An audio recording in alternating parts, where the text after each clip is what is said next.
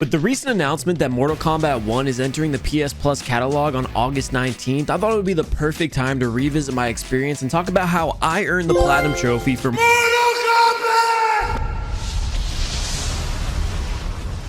So this story begins way back in September of 2023. I was still relatively new to trophy hunting and had even less experience in fighting games, but with the release of the new Mortal Kombat soft reboot title, I figured I'd give the game a shot, and even looking back today, the game still absolutely blows me away with how well written it was. Going into it, my only previous experience with the franchise was playing a bit of the original Super Nintendo release, so I had no idea how deep the world and character lore went. With that being said, if this is your first time watching a Mortal Kombat video or going to be the first you play in the franchise, I want to preface this whole video by saying you don't need to have previous knowledge of the other titles to understand this game's story. Like I said before, it's all been soft rebooted in this new timeline. Now, it does have this huge connecting moment where the other game's endings become canon, but I'll explain all that in further detail once we get there. As for the Platinum Trophy journey, we really don't have too much to unlock by completing the story, so if you're watching this to decide if you want to go after the trophies and don't want the story spoiled, skip over to this part of the video. You really won't be missing much since the game only has 2 trophies related to completing the story mode itself. With all that out of the way, the Platinum is rated a 4 out of 10 difficulty, estimated at about 50 hours to complete, and will be broken down into 4 steps. Step 1 will be to complete the tutorial and story mode. Step 2, which is where you'll be earning the bulk of the trophies for the game, is to play through the Invasions game mode. Step 3 is the one you'll be suffering during the most, and that's to grind out enough XP to reach mastery rating with 5 cameo characters.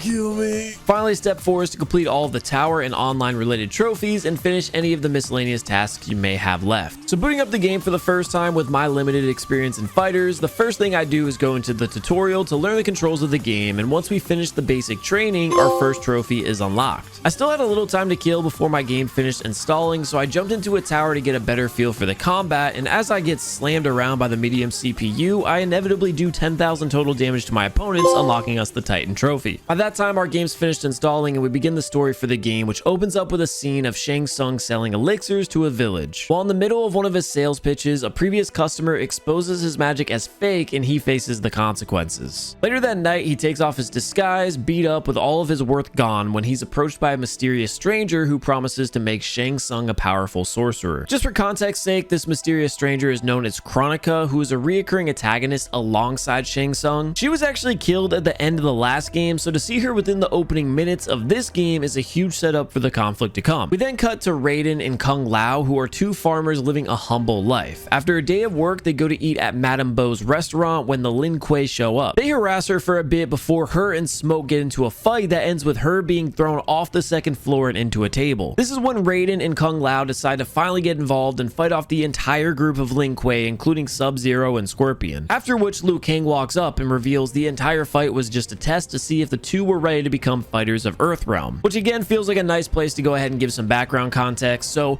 Earthrealm is just one of 3 realms we'll be seeing in this game, with the other 2 being Outworld and Netherrealm. Earthrealm is the normal human world and Outworld is very similar except with magic and stuff, but Netherrealm is different. It's basically hell. So each realm has champions that they select to participate in the Mortal Kombat tournament, which takes place once every 50 years. If a realm wins 10 consecutive times, then they have the right to invade and merge with the other realms. At least that's the usual story behind the Mortal Kombat tournaments. In this timeline that Liu Kang is the creator of, the tournament isn't called Mortal Kombat anymore and is just simply a tournament that was founded between him and Emperor Jared of Outworld as a means of maintaining peace among the realms. Regardless of this, Liu Kang still needs to find fighters to represent Earthrealm, which they both agree to do. We then cut to a movie set where we meet Johnny Cage wrapping up the last scene in his next film. When he gets back home, him and his wife get into a huge argument about how they need to cut back on spending because he's not the big star that he once was, which eventually leads to her walking out on him and leaving the door wide open for a man named Kenshi Takahashi to walk in. Kenshi is there to claim what he feels is rightfully his, a sword that Johnny had bought for $3 million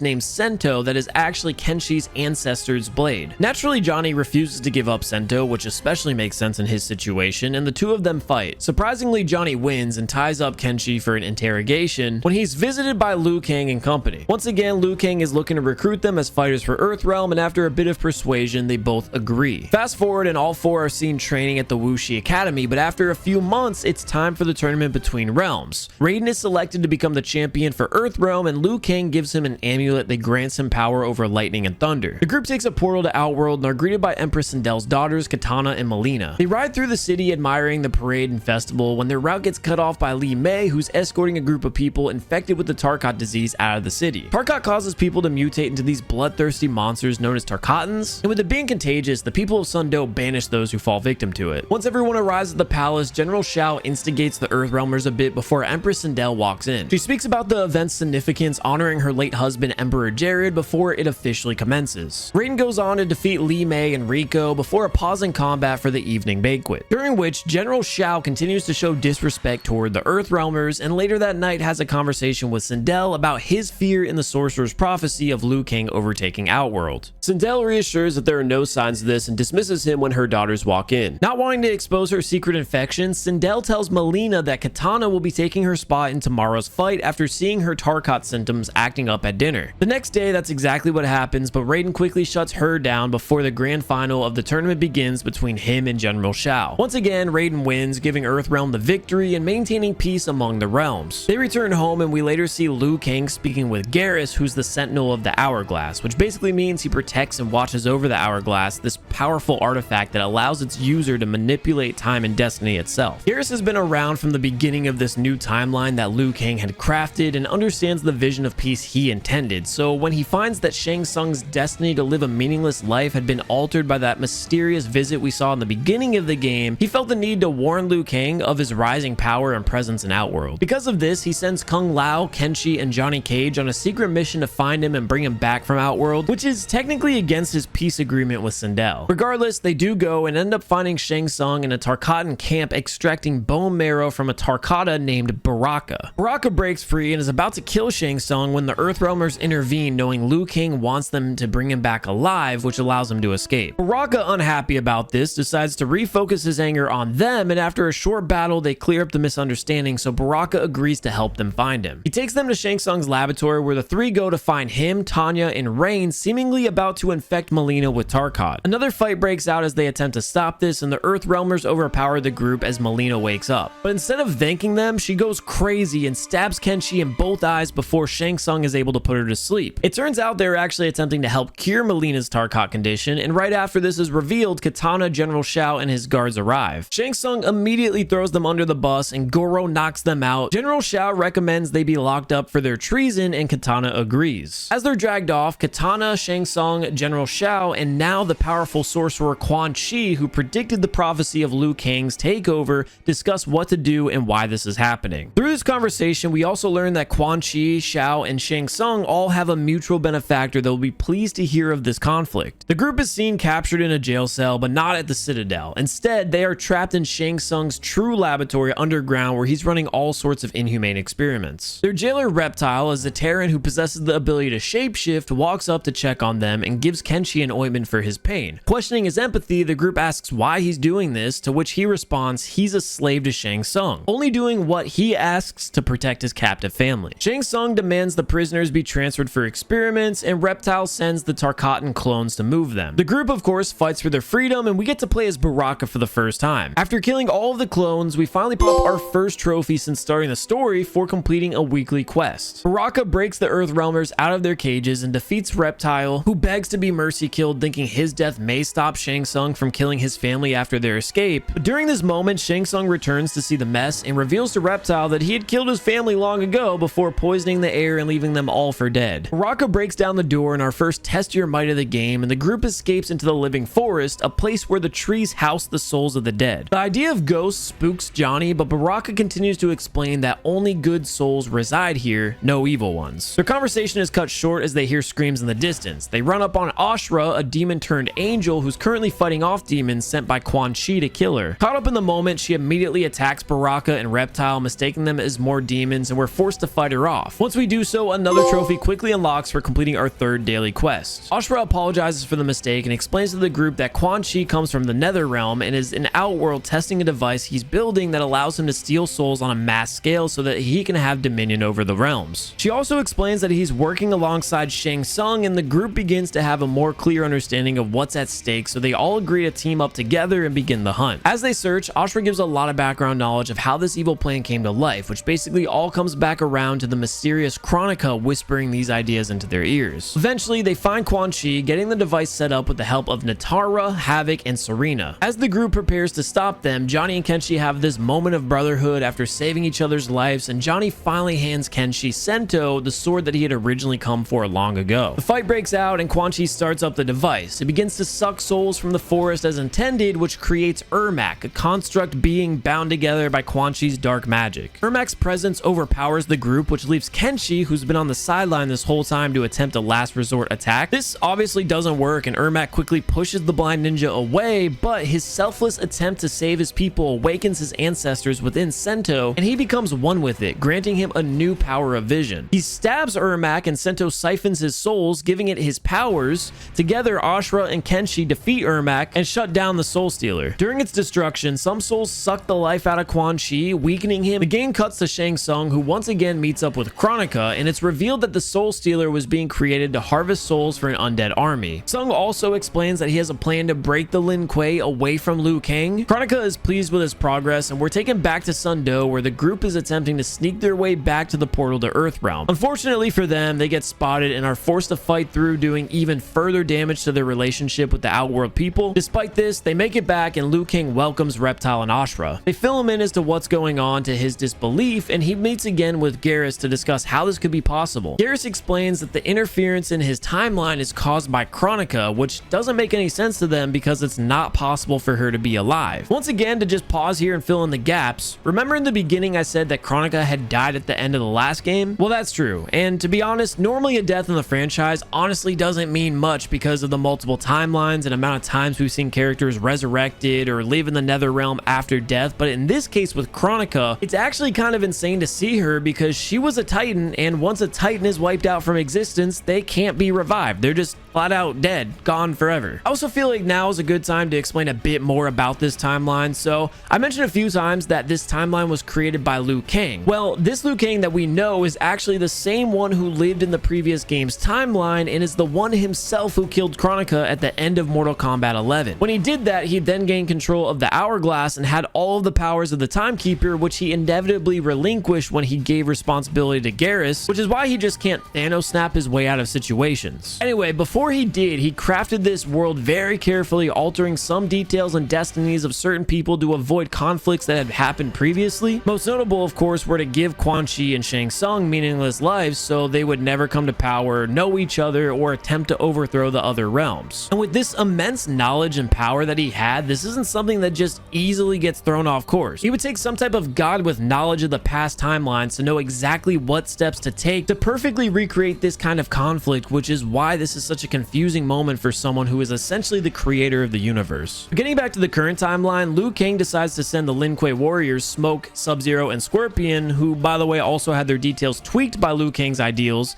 to Shang Tsung's fortress. Just to quickly go over the changes though, Kuai Liang, who had previously been Sub-Zero in the past, is now Scorpion, and Sub-Zero is now his brother Bihan, who in previous lives was the undead warrior Noob Saibot. As for Hanzo Hasashi, who was Scorpion in the past, he's just a regular guy now. Anyway, the Lin Kuei team sneaks into the fortress and begins to overpower Quan Chi and Shang Tsung, but before they can finish what they came to do, General Shao comes in for support and captures Scorpion and Sub-Zero. This is when Shang Tsung starts to groom Sub-Zero a bit, sensing his desire for power, attempting to convince him to betray Liu Kang and his own brother. Sub-Zero agrees, revealing to Scorpion that he had let their father die years before because he was leading the Lin Kuei to mediocrity, which sends Scorpion into a rage, breaking free from his shackles, and while we fight as him to escape, the trophy a new timeline unlocks for reaching the halfway point in the story mode. Scorpion continues with his escape, burning the jaw off of Havoc and knocking his brother unconscious in the process. Him and Smoke take Bihan's unconscious body with them as they leave the fortress. The game cuts back to Garrus updating Liu Kang on a discovery he made about the Kronika they've been seeing. He says that her life essence is not of this timeline. Knowing that it's not possible for someone in a past timeline to cross over into this one, he had discovered she comes from another timeline that is concurrently moving simultaneously with theirs, which is something that has never happened before. for. Wanting to fully focus on this individual that had crossed timelines, Liu Kang travels back to Outworld to address the growing distrust Empress Sindel has with him and all Earthrealmers, where he reveals everything from the previous timelines to the current one he had built, and how Shang Tsung, Quan Chi, and now General Shao are plotting due to the guidance of this cross-timeline being. And as he finishes his explanation, Shao shows up with impeccable timing, threatening them with the Amulet of Shinnok, a weapon that should not exist in this timeline. He uses it and captures her daughters, Garrus and Tanya, like Pokemon, which sends Sindel into a rage. She fights off those who betrayed her to stand with Shao and eventually defeats him to recover the amulet. Liu Kang uses the amulet to free them and then asks for her help to save Earthrealm. She agrees and the team meets up with Smoke and Scorpion outside of Shang Tsung's fortress. They begin their invasion and decide to split up to shut down all of the Soul Stealers.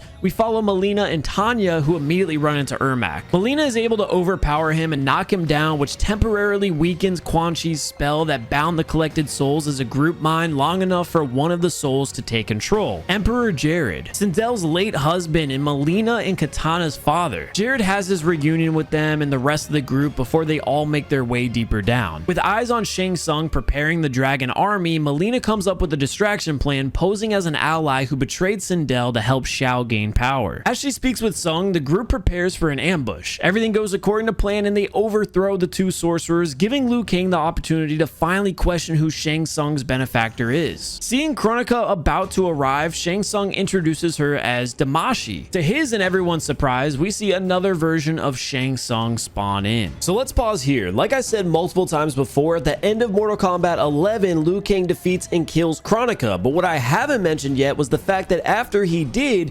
immediately gain control of the hourglass. When he attempted to use it, it started to shatter, and that's when Shang Tsung showed up. Shang Tsung had worked closely with Kronika and learned that she had taken measures to ensure that the timeline could not be reset without her crown, which is now destroyed. So Shang Tsung proposes he go back in time within their current timeline and retrieve the crown before Kronika could ever lay hands on it. Surprisingly, Liu Kang agrees and sends them back to the past while staying within this moment to operate the hourglass. What's not so surprising is the fact that Shang Tsung immediately betrays everyone as soon as he gets the crown and goes on to kill Kronika himself. But just before he begins to operate the hourglass, roles reverse and now Liu Kang shows up. Liu Kang had predicted this would happen and had lied about needing to stay back so that everything would come down to this moment where the two of them would fight one-on-one for control of the crown and hourglass. Now during this part of the game, you're able to pick your destiny and play as either character for that final fight. Whoever you choose obviously dictates the outcome, which means the game has two different endings. In one, Liu Kang defeats Shang Tsung and turns him to sand before gaining control of the hourglass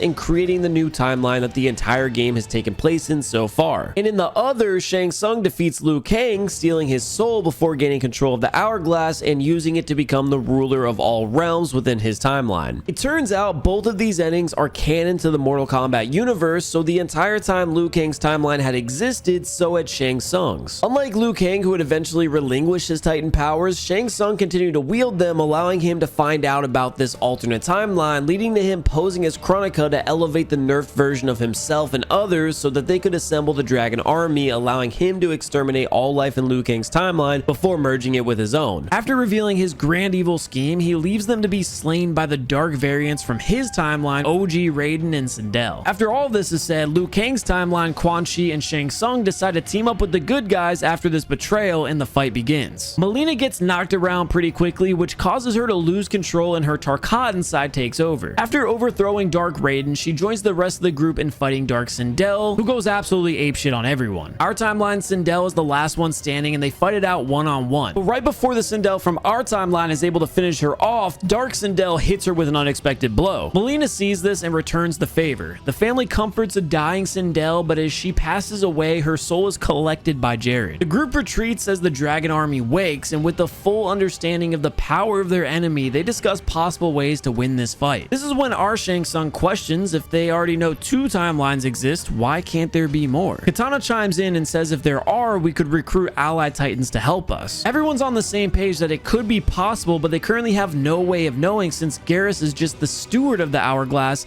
and doesn't possess the powers the Keeper of Time does. Liu Kang reminds everyone that he no longer wields these powers when Garrus mentions he might be able to regain them. Garrus, fearing that one day it may be needed, decided to collect the power's energy rather than let it just dissipate. With this this information, the two split off to retrieve Liu Kang's powers while the rest attempt to slow down the dragon army. They succeed, fighting off many of their dark counterparts and shut the portal down. Meanwhile, back at the hourglass, Liu Kang once again becomes the keeper of time and begins his search for other titans. The first of which is Titan Katana, who questions what's happening. Liu Kang goes on to explain the battle for Kronika's hourglass in the past had ripped apart time's fabric, allowing multiple timelines to form from one. Piecing together that all timelines were sprung from one, Katana realizes that this Liu Kang is the same one who fought beside her throughout the events of Mortal Kombat 11. The same one that she loves. They share a kiss, and after a moment of joy, she asks why he brought her here, knowing it wasn't just a social call. He says he'll explain everything, but first they need to reunite with some of their old friends. We later see them joined by Titan Raiden and Titan Kung Lao when Titan Shang Tsung and his dark variants show up to destroy the hourglass. Shang Tsung quickly realized that Liu Kang had found more timelines when he sees all of the titans together and comes up with a new plan after failing to destroy the hourglass. He retreats and the other titans understand the battle that's about to come.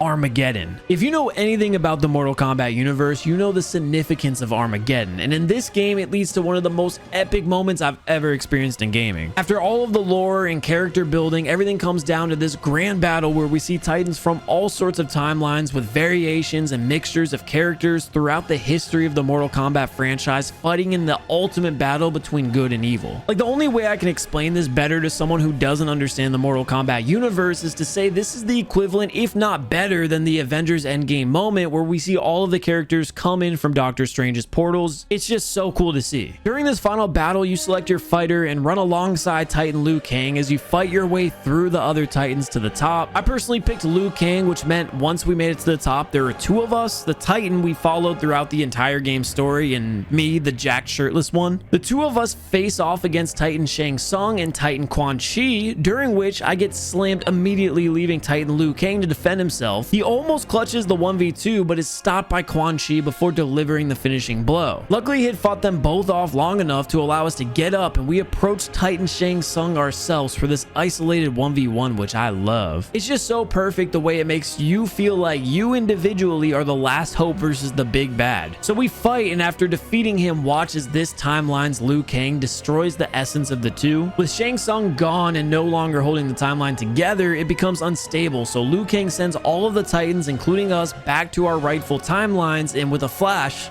it's all over. The original defenders of Earthrealm are seen enjoying the peace over food in Madame Beau's restaurant, and for once, everything is how it should be. This is until we see the first post-credit scene of Titan Havoc basking in the aftermath of Armageddon, saying next time it won't end so fast. And as much as I loved the story for the game, this is not something I care to dig deeper into right now, because after our 2 trophies pop for finishing the game, and watching the entirety of the credits, we sit at just 7 of the 51 needed for the platinum. So we have a big grind ahead, and this script is already 12 pages long for that story summary alone. So if you guys could take a moment to hit that like button and subscribe to the channel if you're enjoying today's video, I would really appreciate it. With that being said, it's time for us to jump into the Invasion game mode. And like I said in the intro, this is where the majority of our trophies will be coming from. Now, before starting Invasions, I wanted to find the right character to play as, and from my story experience, I knew it was between Baraka and Liu Kang. I decided to get some experience with both, playing through their towers, and while testing out Liu Kang, unlocked the trophy Beaten and Broken for spilling 5,000 pints of blood. Ultimately, I decided to go with Baraka because his moveset and attacks just felt very noob friendly. So with our character selected, we get our first look at what the Invasions game mode is, which is this board game like RPG where you move across spaces that have enemies, challenges, shops, or items. We breeze by the first encounter and receive the key to Cage's mansion, which we use to move forward, unlocking a trophy in the process. A few minutes later, we unlock another trophy for completing our 5th unique encounter when we come across our first talisman. These are items within the mode that give you a limited use special attack during a fight, and using one for the first time grants us a trophy. These talisman have the ability to be recharged or upgraded through the forge, which we do for the first time and unlock another trophy. We play through the rest of the mansion, which is the tutorial for the game mode, and pop 3 more trophies. One for completing our first survival encounter,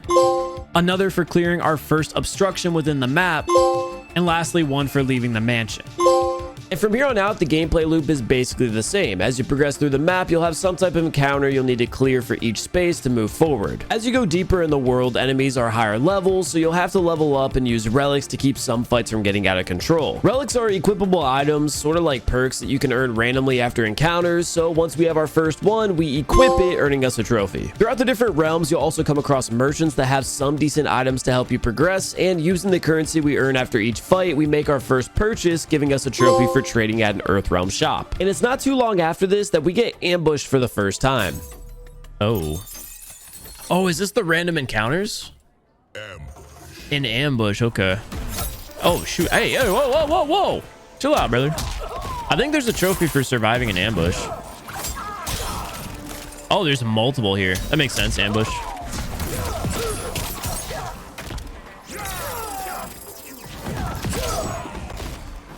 The teleporting is insane. Wait, I'm not gonna die here. Hold on. No. I'm gonna choke. I almost choked just doing a brutality.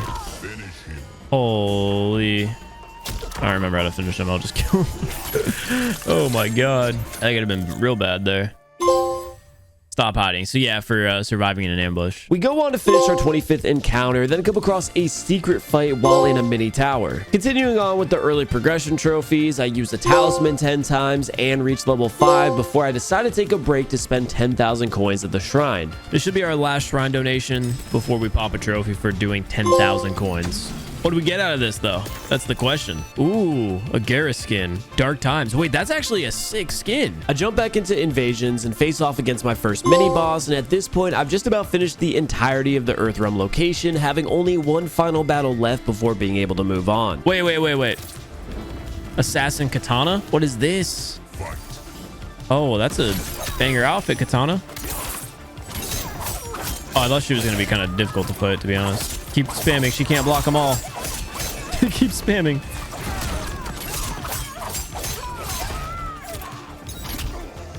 Oh, she's dead.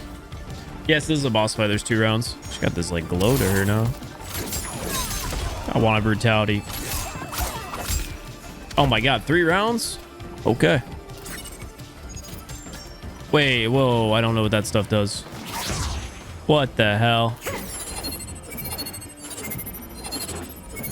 Okay, there goes all my HP. Got randomly put into a survival thing. Oh, she's here. Kill her, murder. Oh, it's gone. The window has been opened.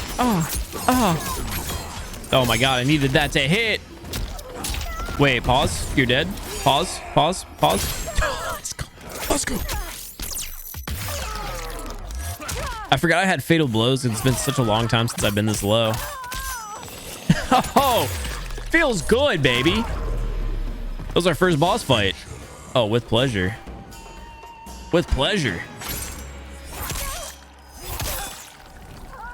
Oh my god, she's got 3 blades in her right now.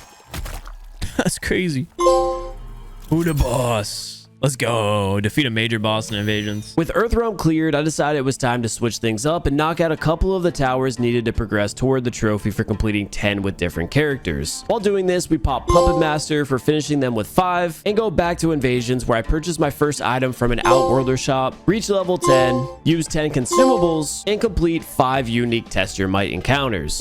After all of this, it was time to take another quick break from the Invasions grind to chill out and AFK a trophy for spending 1 hour in the practice mode. But once this popped, break time was over and I got back into it. I changed my player combat card for the first time before grinding more Invasions. During this session, we unlocked trophies for equipping 3 different relics and charging up a talisman for the first time. I went on to spend 10,000 seasonal credits and at this point genuinely felt like I was getting better at the game, so I decided I was finally ready to hop into the online mode and try to unlock some of the trophies. We easily unlock one for successfully performing a taunt without being interrupted, before quickly realizing the struggle I was about to face attempting to earn the trophy for dethroning a king. Now, I always like to point out that I did not grow up playing fighting games, and they are by far my biggest weakness when it comes to my gaming skills portfolio. So when I learned that I needed to defeat a player who's essentially the best fighter in any given lobby, I knew I was in trouble. King of the Hill is a mode that puts you in a room of up to 8 players where 2 fight while the others spectate. Whoever the winner is will be crowned the king and stays on to fight the next challenger until they lose and are dethroned. It's basically just an ongoing I play winner situation, and I can't express enough how angry it made me attempting to beat the people who knew how to perfectly chain every single combo. Oh my god, stop doing that! How do I stop him? I was killing him! I actually don't know when his attack's... Oh my god, this again, dog? We're really doing this again, huh? Okay. Okay, what? Can we do something about this? He's just gonna keep spamming that? I choked. I really did just choke out here. Oh my god. This is so annoying. God, dude. I don't like this game. That's so frustrating. He hits one move and it's an 18-hit combo for all my health. Like, what am I supposed to do? God, you're so irritating. You don't go outside. You don't know what oxygen smells like. You mouth, you piece of... God! I got so close so many times, and after constantly getting my ass slammed, I wish I could tell you I had this great big conquering moment where I finally stepped up and won, but the truth is, that didn't happen. I don't know if it ever could have happened. What had actually happened was my persistence and patience won. After everyone else in the lobby left, this guy either felt so bad or was just so bored that he decided to just let me win after beating me so many times in a row, and I finally earned the trophy. Yeah, 2,000 likes and I'll platinum Mortal Kombat 11. Anyway, after suffering through online, I thought it would be fun to jump back into Invasions and finish out the rest of the mode. I hit level 20 and face off against the final boss of the current Invasion season, which was quite possibly the easiest fight in the entire game because I cheesed it with a consumable that makes every block a perfect block, meaning you can't take any damage if you're blocking. I know, I'm a scammer, but trust me, the Titan battle that we have later on makes this boss feel like the tutorial. Now, despite Invasions being complete, I'm still about to put in another 20 hours at least into playing the mode to earn the grindiest trophy of the game. Any of you who know about this trophy know just how mindless and miserable it is to earn, and that's for hitting mastery level with 5 cameo characters. Just to put into perspective how long it takes to level up a cameo character, throughout the multiple days I'd been playing the game, I had always equipped Kano as my cameo. After everything I've done up until this point, my Kano is level 9, and Mastery is level 15. This means for hours on end, all I'll be doing is loading into the same Invasion's triple threat encounter in attempts to earn XP as quickly as possible. After our first hour and a half, we finally finished Kano, and with 4 more to go, I decided to start a timer to see how long it took to actually grind this out. While I was stuck in this endless fight loop, I decided to work on a few miscellaneous trophies and unlock Carnage for performing 10 different brutalities, Deadly Assassin for performing 20 different fatalities, Annihilation for performing 10 different cameo fatalities, and Making Friends is Easy for using 10 different cameo characters. At this point, I'd been doing the same fight for over 6 hours and needed to stimulate my brain so it wouldn't turn into complete mush. So I decided to tackle one of the 2 platinum run killers this game has, and that was to obtain a score of 5 million points in Towers of Time. Originally, I thought the best way to do this would be to complete the hardest seasonal tower there is, which was 18 floors. I thought with how many fights there was no way I wouldn't hit 5 million points. After a gruesome battle, I was feeling unstoppable, knocking out the entire tower in one attempt and clutching the final test your might. Unfortunately, the trophy didn't pop because the seasonal tower doesn't give a score at the end, just a mid Liu Kang skin. I didn't get a gateway tower score? Dog. They didn't give me a score for finishing that. I just spent an hour on that, by the way. So after a little bit of research, I learned that I had to do this in a standard 6-floor tower, which would prove to be extremely challenging. Now again, I suck at this game and all fighting games. So after wasting my time grinding through the 18-floor tower and coming off of all of those hours of repeating the same fight, I did everything in my power to cheese this trophy, and even still, it came down to me needing to have a flawless victory against every opponent with a brutality included, all while playing in a tower that spawns in fog that reduces our visibility down to practically nothing. Okay, here we go.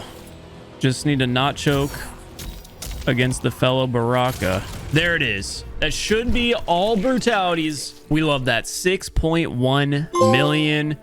High score. Is that good? Heavily RNG based trophy knocked out. That's going to make the rest of this grind much, much easier. I go back to my mindless XP farm, and after 15 and a half hours to finish the last 4 cameo characters alone, finally unlocked the trophy. With these 2 painful trophies knocked out, the platinum was finally within reach. I go on to finish playing through the last of the towers needed with different characters for happy endings, finish the 5 sets of online combat league for contender, and play through chapter 15 of the story for a second time. This leaves us with one last trophy before the platinum is unlocked, and that is to complete a Titan battle. Now, during the launch of the game, Titan battles actually weren't available yet, and I would have to go on to wait a full month before having my shot against one. So after being iced for all of that time, the day finally rolled around where I was able to fight in this final battle to earn the platinum trophy. And let me just say, I was not prepared for how difficult this would end up being. Honestly, it's only right that our Titan battle is against Baraka. Now, I haven't touched this game in about a month, so we'll see if I still got it in me here. I mean, it's at the end of the day, it's a Titan battle, right? It can't be that bad. Yeah, I can't lie. I'm getting slammed right now. Here we go. We got our fatal blow. I think that hits. That's going to even the tide. The only thing is this Titan Baraka is now going to have their fatal blow as well. Let's see if we can follow that up. Maybe 2 of those. Love that. Love that. Oh my god, yes. An uppercut would be GG's here. Wait, there we go. Okay, we got by the first round. I'm forgetting that my Baraka is like mad OP for the level. Wait, what? Homie just grew. What is this? Let me see if I can wait out this vulnerable state. I just missed the window. There we go. Finally getting a couple of kicks in. It did like nothing for me though.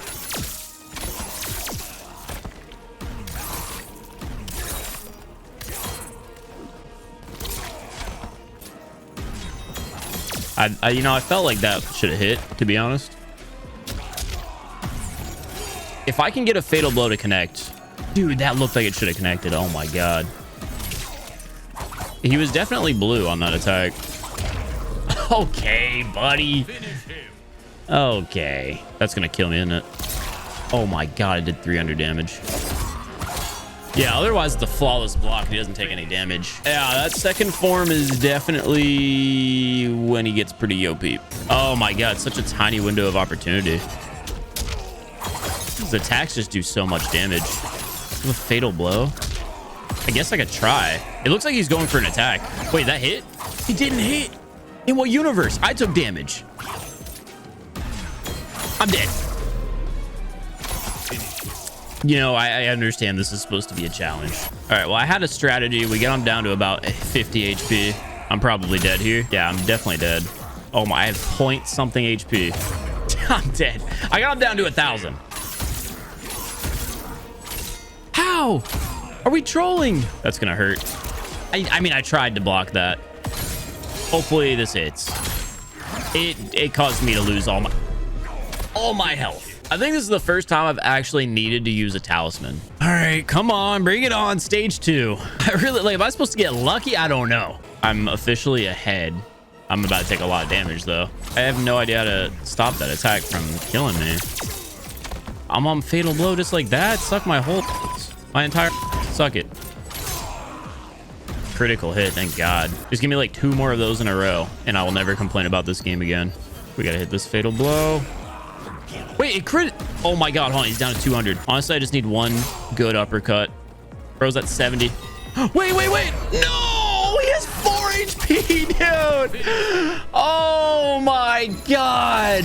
Oh, I jumped the gun. I don't even want to complain about that because he hit me in a vulnerable state though. Like, I was attacking while blue, and before I could get my second attack in, he got me. 4 HP. Okay, hold on. This is the best opportunity I've ever had at actually finishing the fight. Besides 4 HP. As long as he doesn't do that stupid unblockable attack, then I'm chilling.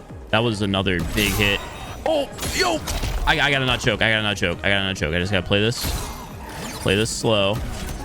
My guy's down to 6 HP. 0.3. 0.3? No. No. Yes! Wait, he's got another state? You're trolling. Does he get bigger? There's no way, right? Okay, just a second state of this. I can handle this. Oh my god, he uppercut me. Yes. Yes. No. Yes. Oh my god, please. Please be it. Please be it. No way. There goes all my HP. And I'm dead.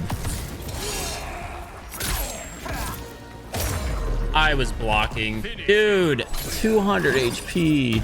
Oh my god, how many stages are in this fight? All right, stage 3 again. I have a new strategy. That's our new strategy. We lean in with the double kicks and then an uppercut, and I should at least be able to hit 2 of those attacks. Yeah, very minimum. We get 1 of the attacks to hit or all blocking damage. Oh my god, I blocked it. Just to get comboed on. Are you kidding me right now with that? No way. I have 7. I have 7 HP. Every once in a while, it just doesn't follow the patterns. 120 to 7. If I can get 1 vulnerable hit in. There's another form. 4th form, Baraka. Wait, he's tiny again. What are we doing here? Ow. Ow. Oh my god. Okay, whatever. I survived that.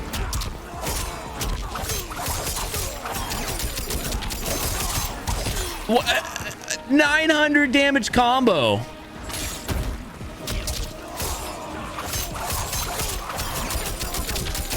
What? At what point do I get the opportunity to swing here? Huh?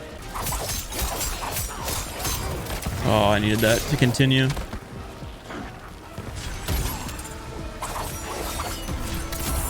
Thank God. No, no, no, no, no, no, no, no. No! Come on. Come on. If I get the fatal blow in this as well. Come on now. Yes! I don't think it's going to do enough damage to kill. It's probably going to do like 300, 400. Oh, but we needed that. And then maybe combo that? No? Okay, let's not get greedy. Yes. Come on. Keep it going. Yes! Yes! Oh my god! No, you don't even deserve to be fit. You know what? You don't deserve a fatality. You're not worth the effort. Oh my god. That was actually crazy. I see why it's a Titan battle. The mighty have fallen. Complete a Titan battle. 100% trophy progress. Completionist, the platinum trophy. I waited over a month just to have an opportunity to do that horrible battle. That took me about an hour to finish. That is satisfying, dude. Mortal Kombat officially in the books. That one was wild. What a satisfying way to close things out for the platinum. Hope you guys enjoyed today's video. Thank y'all so much for watching. I'll catch y'all on another one.